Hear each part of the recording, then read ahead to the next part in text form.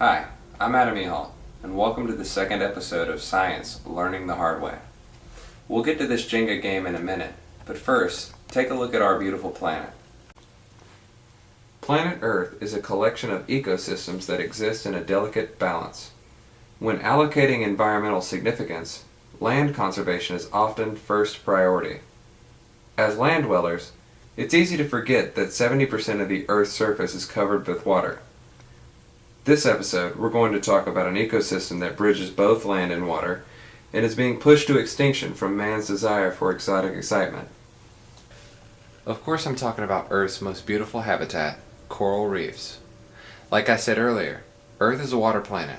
Disrupting oceanic biospheres is like pulling the base out of your Jenga tower. Instead of family fun, you get mass extinction. Now that's what I call learning the hard way. Coral reefs are actually the exoskeleton of the coral organism and can only occur in a very specific water environment. Coral hunt for plankton during the night by extending tentacles to ensnare plankton and small fish. During the day, zooxanthellae, a kind of algae that attaches to the coral and provides its color, photosynthesize and nourish the coral. The coral convert this energy into calcium carbonate, creating the reef framework. These coral reefs provide a place for millions of species to thrive. Coral are sensitive and need the warm, nutrient-deficient waters off coastlines to thrive. Even minute changes in their environment could have devastating consequences. In the past 100 years, coral reefs have been at great risk due to the encroachment of humanity.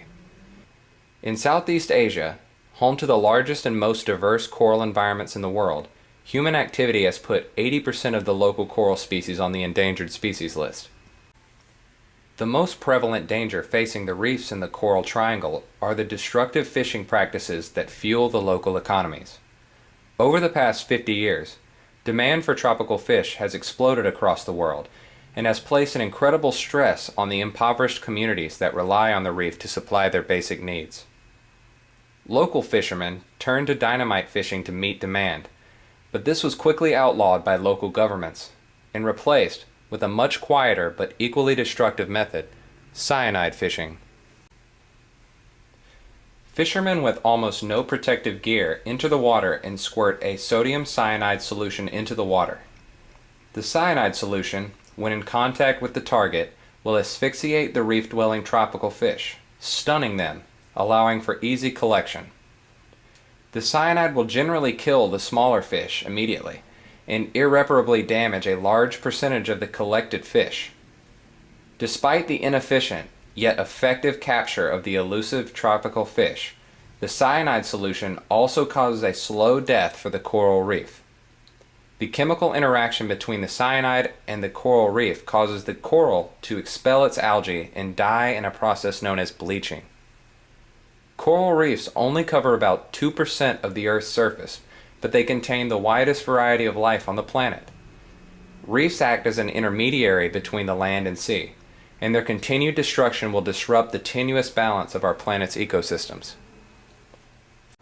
Think about it from a fish's perspective. Sucks, doesn't it? Now think about it from a human's perspective. These fishermen are putting their lives on the line to support their family and at the same time destroying the rare habitat that they require to survive. Don't let this get you down.